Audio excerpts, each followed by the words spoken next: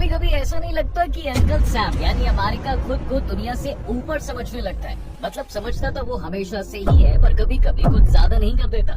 नहीं मतलब अब पहले तो आप 50% टैरिफ लगाते हैं और फिर ट्रेड डील पर बातचीत से इनकार कर देते हैं। मतलब ये ट्रम्प बाबू खुद को समझ कर है। इनको क्या लगता है कि इनके बिना दुनिया नहीं चल सकती। वैसे सच में चल सकती है?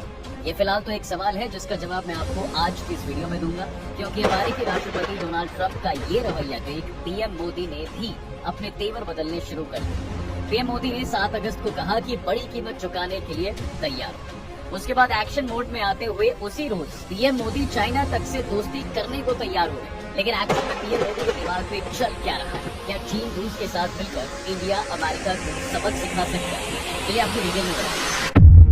देखिए साहब, 30 जुलाई 2025 को ट्रंप ने भारत पर 25% टैरिफ लगाने की बात कही थी, जो 7 अगस्त से लागू हो भी गया। इसके बाद 6 अगस्त को ट्रंप ने भारत पर 25% एक्स्ट्रा टैरिफ लगाने का ऐलान किया, जो 27 अगस्त से लागू हो गया। ट्रंप ने ये भी कहा कि अभी बहुत कुछ होना बाकी है, बहुत सारे सेकेंडरी सैंक्शंस आने वाले हैं। मतलब 50% टैरिफ लगाने के बाद भी ट्रंप और धमकी दे रहे हैं। पहले भारतीय विदेश मंत्रालय ने ट्रंप के फैसले को गलत बताते हुए कहा, हम 140 करोड़ भारतीयों की एनर्जी सिक्योर करने के लिए तेल खरीदते हैं। अमेरिका का टैरिफ नाजायज और गलत है। भारत अपने राष्ट्रीय हितों की रक्षा के लिए हर जरूरी कदम उठाएगा। इसके बाद 7 अगस्त को पीएम मोदी ने भी कहा, भारत अपने किसानों, पशुपालकों और मछुआरे भाई बहनों के हितों के साथ कभी भी समझौता नहीं करेगा। मैं जानता हूँ कि व्यक्तिगत रूप से मुझे बहुत बड़ी कीमत चुकानी पड़ेगी, लेकिन मैं इसके लिए तैयार हूँ। दरअसल ये बात पीएम मोदी ट्रेड डील के लिए बोल रहे थे, जहाँ पर अमेरिका जीएम ग्रुप्स को लाना चाहता है। अब यहाँ पर जीएम का मतलब जेनेटिकली मॉडिफाइड क्रॉप्स होता है, जो कि सस्ती होगी। उससे भारत के किसान को नुकसान होना तय है। ऐसे में इन बयानों से साफ है कि अब भारत ट्रंप के टैरिफ का जवाब देने की रणनीति पर काम कर रहा है। लेकिन कैसे?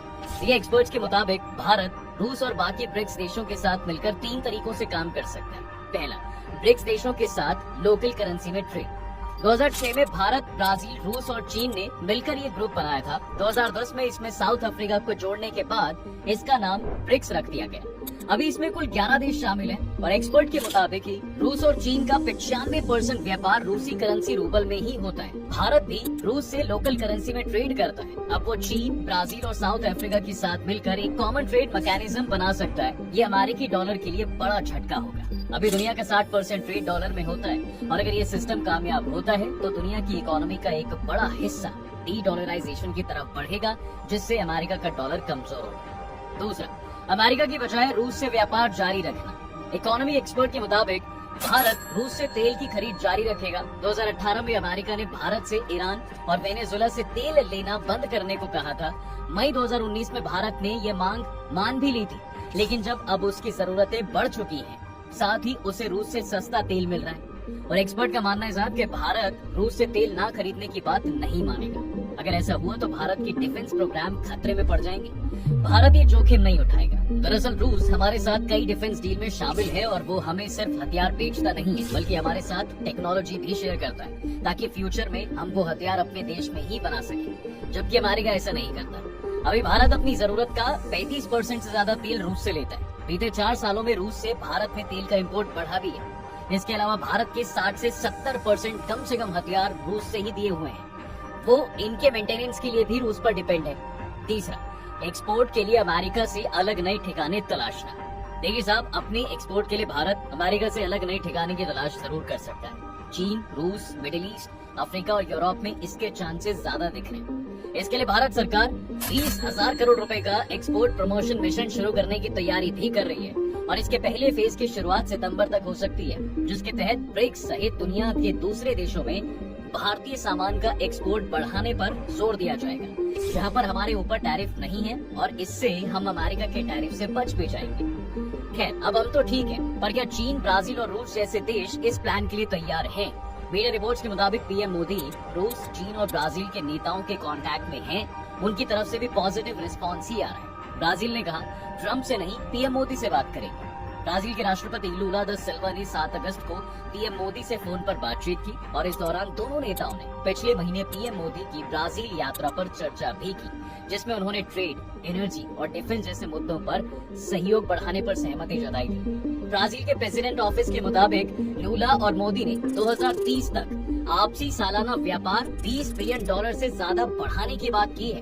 2024 में दोनों देशों के बीच करीब 12 बिलियन डॉलर का व्यापार हुआ था। पीएम मोदी ने भी सोशल मीडिया साइट यानी एक्स पर लिखा कि लूला से अच्छी बातचीत हुई, हम आपसी साझेदारी बढ़ाने के लिए कमिटेड हैं, ये सभी के लिए फायदेमंद। इससे पहले 6 अगस्त को लूला ने ट्रंप से बातचीत का प्रस्ताव ठुकरा भी दिया था। उन्होंने कहा, मैं टैरिफ पर बात करने के लिए ट्रंप को कॉल नहीं करूंगा, इसके बदले पीएम मोदी और शी जिनपिंग जैसे नेताओं से बातचीत करना चाहूंगा। ब्राजील के प्रेसिडेंट जहां ट्रंप की जगह मोदी से बात कर रहे हैं, तो वहीं रूसी राष्ट्रपति यानी पुतिन भारत आ रहे हैं। दरअसल पीएम मोदी ने 8 अगस्त को पुतिन से बात भी की।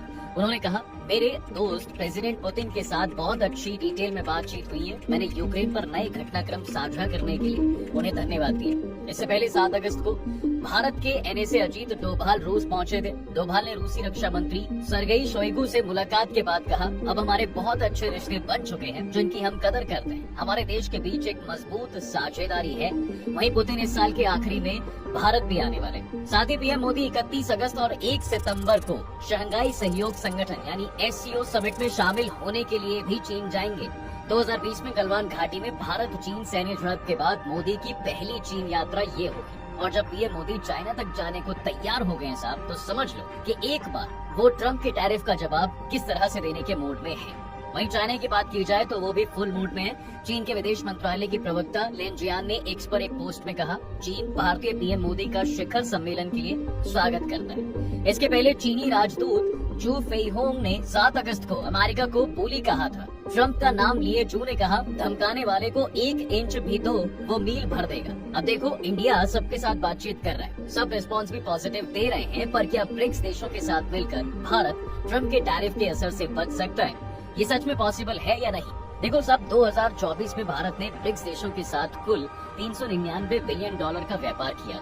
2020 से 2024 के बीच इसमें लगभग 30% की सालाना बढ़ोतरी हुई है। हालांकि इसमें भारत ने सिर्फ 95 अरब डॉलर का सामान एक्सपोर्ट किया, जबकि ब्रिक्स देशों ने भारत में तकरीबन 304 अरब डॉलर का सामान बेचा, यानी भारत को 209 अरब डॉलर का घाटा हुआ है। एक्सपोर्ट बढ़ाकर ये घाटा कम किया जा सकता है। 2020 से 2024 तक रूस के साथ भारत का व्यापार सबसे तेज बढ़ा है। इसमें 81% की सालाना ग्रोथ हुई। चीन अब भी ब्रिक्स में भारत का सबसे बड़ा इम्पोर्टर है। हालांकि भारत के कुल इम्पोर्ट में उसका हिस्सा 2020 के 16.6% से घटकर 2024 में 13.7% रह गया। और इकोनॉमिक एक्सपर्ट कहते हैं कि ब्रिक्स देशों में खास तौर पर चीन के साथ एक्सपोर्ट बढ़ाकर भारत अमेरिकी टैरिफ से होने वाले नुकसान की एक हद तक भरपाई जरूर कर सकता है। स्विट्जरलैंड के international institute for management development यानी IMD के मुताबिक भारत अपने सामानों का सिर्फ छठा हिस्सा अमेरिका को एक्सपोर्ट करता है। इनमें स्मार्टफोन, हीरे, दवाइयाँ और आखिर में तेल भी आता है। इन सामानों को बेचने के लिए भारत के पास अमेरिका के अलावा ब्रिक्स और दूसरे कई देशों के बाजारों के ऑप्शंस हैं। दरअसल साहब भारत ब्रिक्स के अलावा और कई देशों को भी सामान एक्सपोर्ट करता है। 2024 में भारत ने यूरोपियन यूनियन को तकरीबन 64.7 लाख करोड़ रुपए, ब्रुनेई, कंबोडिया, इंडोनेशिया, मलेशिया जैसे आसियान देशों को 34.9 लाख करोड़ रुपए, साउथ अफ्रीका को 26.2 लाख करोड़ रुपए, UAE को 24.5 लाख करोड़ रुपए और सऊदी अरब को 10.5 लाख करोड़ रुपए का सामान बेचा था। माने हाँ, हम ट्रंप के टैरिफ का जवाब इन देशों के साथ मिलकर दे सकते हैं। तो फिर क्या ट्रंप ने भारत पर टैरिफ लगाकर बड़ी गलती कर दी है? देखो, यूरोपियन यूनियन, जापान और ब्रिटेन जैसे देश डिफेंस की अपनी जरूरतों के लिए अमेरिका पर डिपेंड हैं। इसलिए इन देशों ने अमेरिका के टैरिफ लगाने की शर्तें मान ली हैं। वहीं ब्रिक्स जैसे देश डिफेंस की जरूरत के लिए पूरी तरह से अमेरिका पर डिपेंड नहीं है, इसलिए इनके सामने अमेरिका की शर्तें मानने की मजबूरी नहीं है। वहीं इकोनॉमिक एक्सपर्ट कहते हैं कि ट्रंप के टैरिफ वॉर के बीच ब्रिक्स देश एकजुट हो रहे हैं। इससे ट्रंप को सीधा मैसेज जाएगा कि रूस और चीन जैसे अमेरिका के दुश्मन देशों के साथ उसका भारत जैसा दोस्त भी शामिल हो जाएगा। इससे अमेरिका के सामने एक बड़ी मिलिट्री ताकत भी खड़ी हो जाएगी। फिलहाल अमेरिका के पूर्व राष्ट्रीय सुरक्षा सलाहकार जॉन बोल्टन ने भी भारत पर 50% टैरिफ लगाने के फैसले को भारी भूल बताया। बोल्टन ने अंदेशा लगाया कि रूस को कमजोर करने के लिए भारत पर लगाया गया एक्स्ट्रा टैरिफ कहीं उल्टा ना पड़ जाए। इससे भारत, रूस और चीन एकजुट हो जाएंगे। माने सिर्फ हम ये नहीं कह रहे हैं, बल्कि अमेरिकन का भी ये मानना है। तो फिर क्या भारत और अमेरिका के बीच अब भी कोई डील हो सकती है? अमेरिकी थिंक टैंक, अमेरिकी नेता और व्यापारी भी ट्रम्प की नीतियों का विरोध कर रहे हैं। टैरिफ बढ़ाने से अमेरिकियों को भारतीय सामान महंगा मिलने लगेगा। रातों रात फैक्ट्री खोलकर अमेरिका अपना प्रोडक्शन नहीं बढ़ा सकता है। उम्मीद थी कि भारत को लेकर उनका रुख नरम पड़ जाएगा और इस बीच 15 अगस्त को ट्रम्प और पुतिन की मुलाकात भी हुई, लेकिन इस मीटिंग में कोई बड़ा समझौता नहीं हुआ। बाकी देखते हैं साहब कि आगे क्या होगा। वैसे आपको क्या लगता है कि क्या एक बार फिर से